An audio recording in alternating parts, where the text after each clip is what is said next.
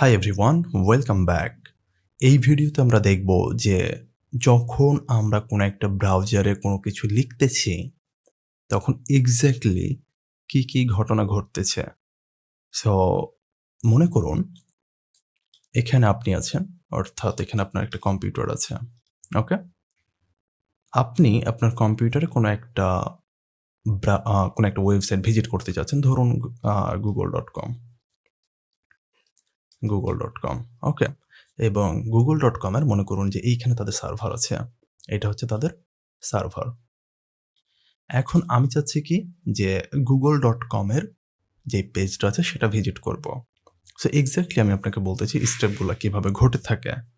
So first of all যে ঘটনাটা ঘটবে, আপনি আপনার ব্রাউজারে কি করবেন? google.com লিখবেন। ওকে? আপনাকে অবশ্যই ইন্টারনেটের সাথে সংযুক্ত থাকতে হবে এবং যখন আপনি ইন্টারনেটের সাথে সংযুক্ত থাকবেন, তখন আপনার কি থাকবে? মানে আপনি ইন্টারনেটে যখন সংযুক্ত করেছেন তখন ডেফিনিটলি কোনো একটা আইএসপির কাছ থেকে নিয়েছেন, রাইট? অর্থাৎ এখানে আছে কি আইএসপি। সো যখন আমি google.com লিখলাম, তখন এইটা সর্বপ্রথম যাবে আইএসপির কাছে। আইএসপির কাছে যাবে।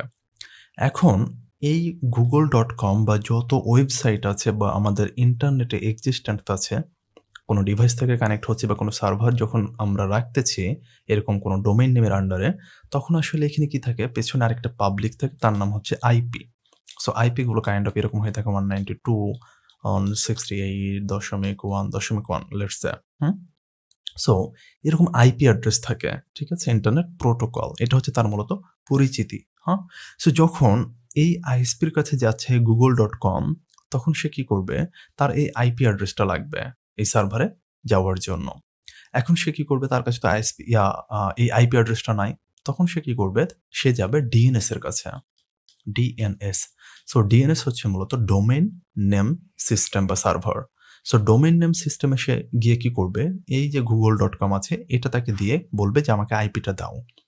এই কি করবে? এই google.com-টা সার্চ করবে। সার্চ করে এর জন্য যে আইপি অ্যাড্রেসটা আছে সেটা তাকে কি করবে? ব্যাক করে দিবে। আইএসপি-কে দিয়ে দিবে। ঠিক আছে? যখন সে কি করলো? একে ব্যাক দিয়ে দিল এই আইপি অ্যাড্রেসটা, তখন সে ব্রাউজারের কাছে আসবে যে এইটা হচ্ছে নাও তোমার আইপি অ্যাড্রেস। তুমি কি করো? এখান থেকে এই সার্ভারটাকে তুমি ভিজিট করো। সরি, মানে এই ওয়েব পেজটাকে ভিজিট করো। অর্থাৎ যখন আমাদের এই আইপি অ্যাড্রেসটা দিয়ে আল্টিমেটলি আমরা সার্চ করছি, তখন আমাদের এইখান থেকে কি হচ্ছে? google.com এর যে পেজটা আছে সেটা আমরা আল্টিমেটলি ভিজিট করতে পারছি। সো একটু কমপ্লেক্স মনে হচ্ছে। আমি যদি একটু স্টেপ বাই স্টেপ আপনাদেরকে লিখে দেখাই যে ১ম ঘটনা কি ঘটছে দেখুন। আমি কি করছি? এন্টার করতেছি, রাইট? এন্টার করতেছি আমার যেই ইউআরএল আছে। So enter URL. এরপরে আমার এই ইউআরএলটা কোথায় যাচ্ছে? আইএসপির সাথে যোগাযোগ করছে। আইএসপির কাছে আইপি নাই। সে কি করবে? সে যাচ্ছে ডিএনএস এর কাছে। ডিএনএস আইপি ব্যাক করছে। এই আইপি চলে যাচ্ছে ব্রাউজারে। দেন আমি আল্টিমেটলি কি করতে পারছি? এখান থেকে আমি এই আইপি অ্যাড্রেসটাকে ধরে আমি চলে যেতে পারছি সার্ভারের কাছে। অর্থাৎ আমি সার্ভারকে ব্রাউজার থেকে রিকোয়েস্ট পাঠাতে পারছি। দেন আমার তাহলে কি হবে? ৫ নাম্বারে আল্টিমেটলি সার্ভার থেকে আমার রেসপন্স আসতেছে, অর্থাৎ google.com এইটা আমরা ভিজিট করতে পারছি।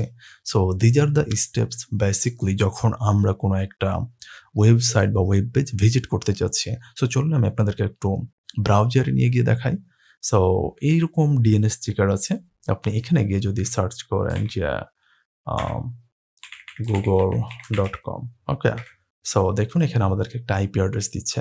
আমি জাস্ট এটাকে কপি করি। কপি করে যদি এখানে দেই তাহলে দেখুন আমাদেরকে google.com যে পেজটা আছে সেখানে নিয়ে চলে আসলো।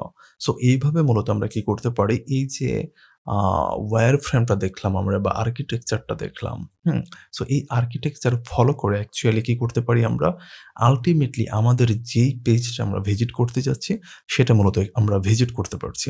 এখানে আমি আরেকটু বলি যে আসলে যখন আমরা ভিজিট করছি আল্টিমেটলি কে যাচ্ছে বলুন দেখি? আমাদের এই আইপি অ্যাড্রেসটা।